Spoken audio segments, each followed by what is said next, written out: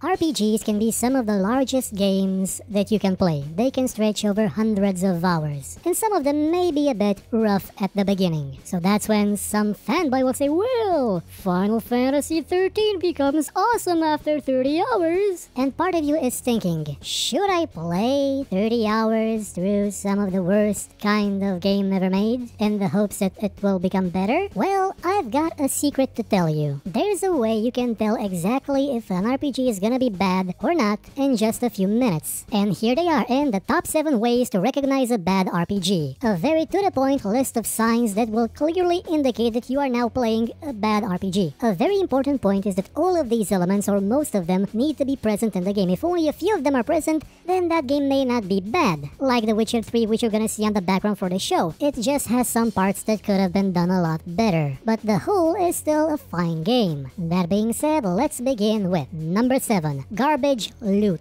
There used to be a time in an RPG game when the loot you would acquire from enemies or from treasure chests or from anywhere would be in some way useful. It would be the kind of loot that would make you say, you know what? Wasting inventory space to carry that around to a shop or to use later may actually pay off. But a lot of RPGs in the past decade or so aren't really that good when it comes to loot. They actually have a category for items that is literally called junk. Stuff that you never use. Stuff that has no point in being there ever. And if that wasn't bad enough, then the items that aren't junk are sometimes just as useless. Like most crafting items in most games, there are just too many of them. There's spam. They become spam. Or weapons that are just 5% stronger than the other one you have now. They're gonna be 5% weaker than the next one. There's just no point in them than just being there, than occupying space. They're filler. They're garbage. So be on the lookout for garbage loot. Number 6. You fight rats. Now, the rat may be an iconic enemy. It was present in Fallout, it was present in Bard's Tale, and in a lot of RPGs. But for the most part, rats are one of the worst enemies you can face in a video game. Why? Well, picture this. You are a hero. You are someone that set out on a quest to do something important. You're fighting rodents. You are now fighting a bunch of rodents. Yes, you. You with your plus 10 sword of studliness and your plus 12 plate mail of pierced nipples. Yes, you are fighting rats. And not just rats. In general, you get to fight a lot of garbage enemies that don't really have that much of a reason to be there. Take for example the game Drakensang, which started out fairly well until you realized that the rats you started fighting in one of the first caves, you were gonna fight even in the last one. Oh sure, there were stronger versions. I believe they were even a different color, but still the same goddamn rats. You'll see this in a lot of games. They have the same 5 enemy types. They just switch out the colors and that's it. They don't even give them something extra apart from a stat boost. No special effect, no nothing to them. They're not as bad as rats as you, the epic hero of legend, setting out to fight a bunch of rats, but still, a lot of games don't have just garbage loot, but also garbage enemies. And speaking of that, number 5, the fighting is tedious as hell. Now, a lot of RPGs are combat focused. That's the main idea of them. You spend a lot of time fighting. So, when the fighting doesn't feel rewarding, even at first, doesn't feel like, man, this is gonna be awesome even when I do it for 1,000th time, you're gonna be in for a bad time. Take for example a game that I liked, Wasteland, that even after the director's cut, when they added the ability to actually aim your shots on different parts of the body, was still kinda bad in combat. It just made it feel like a giant slog through which I would just want to skip through because there was just no way of starting the combat in the way that I wanted to, because there was no stealth to the game, because everyone would just snap to a grid no matter where they were before the combat. It was just dull, lifeless. The rest of the game was nice, but the combat was bad. And a lot of games have this problem, especially the ones that believe themselves to be shooters in space with cover systems, as if having a cover system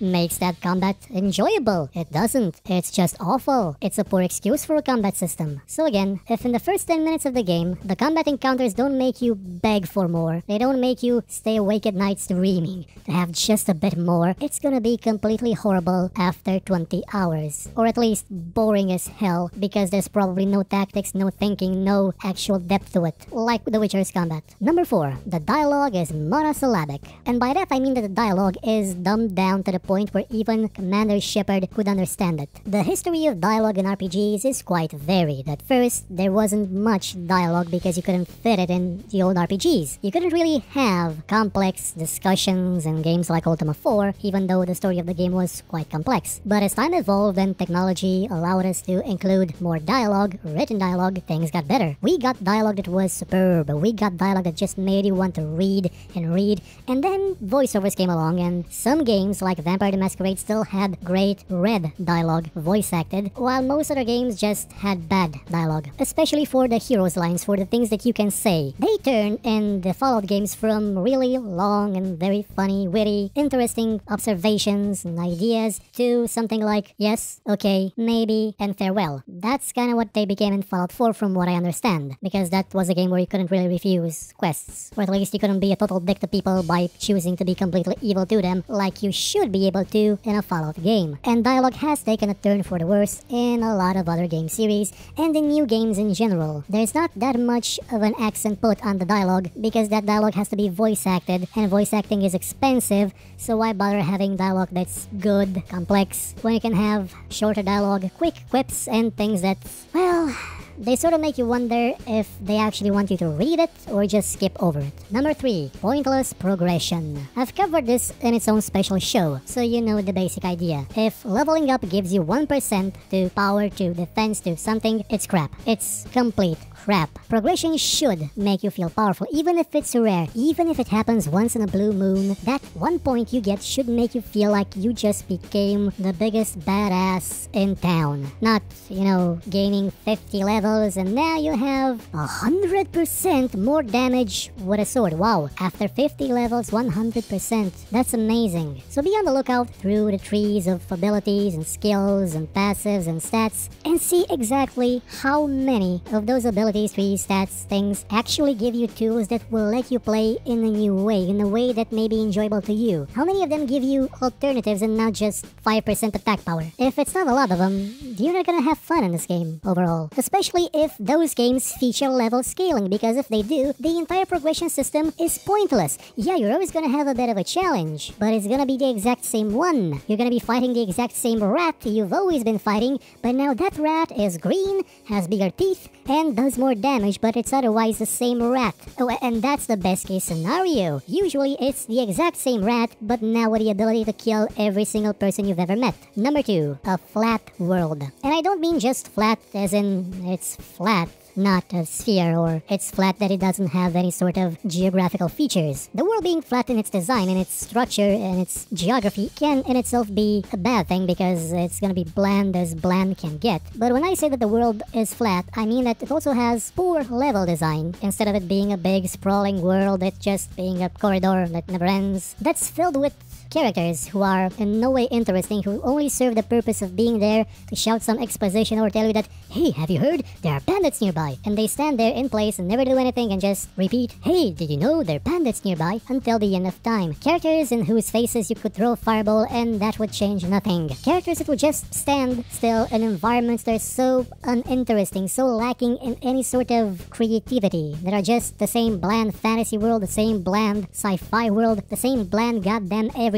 Something that looks like it was taken out of a catalog of pre-built elements, or just ripped off from Tolkien and The Witcher, like Dragon Age was. A flat world where there's just nothing to it. There may be hints that there is, like there may be a backdrop with something gorgeous, something that's gonna be interesting to explore, but that's a bitmap. You can't actually go there. And those are kinda easy to see in most games from the get-go, unless you get stuck on a single planet or a single dungeon for the first 2 or 3 hours, and by the time you get out of it and believe you're gonna start exploring this beautiful, complex world, you sort of find out you're in No Man's Sky and the refund period expired. And number 1 is Youre the Chosen. This last element is the cherry on the cake. It's the one that just drives home the idea that, you know what, this role-playing game maybe I should probably just play Deus Ex and Bloodlines again, because being the chosen one for the billionth time is not fun. It's not interesting. It's not original. It's just a rehash of the same goddamn idea for the billionth time, and this can really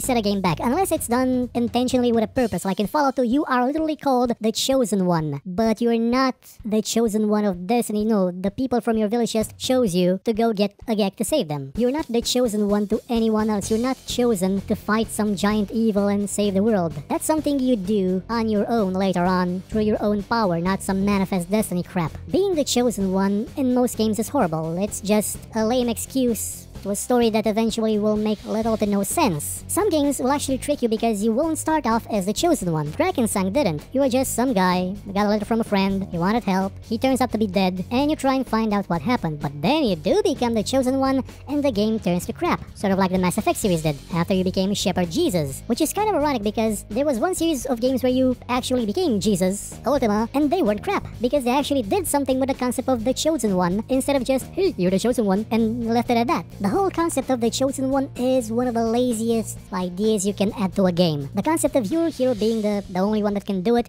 that's just a cheap, lazy sidestep of actually having a good, deep story. You don't have to explain anything, you don't have to explain why. All that matters is that your character is the chosen one, and that's it. That's Hollywood, and that's what some video games actually do. The Witcher doesn't. You're not the chosen one, serious. You're her dad. That's the idea of the game. And it works very well. But in other games, no, you just space Jesus or something like that. Well, those were the top 7 ways you can tell a bad RPG from the get-go. I hope you find it useful, and I'm gonna try and do one more later on with another genre of games. Maybe FPS, or shooter in general.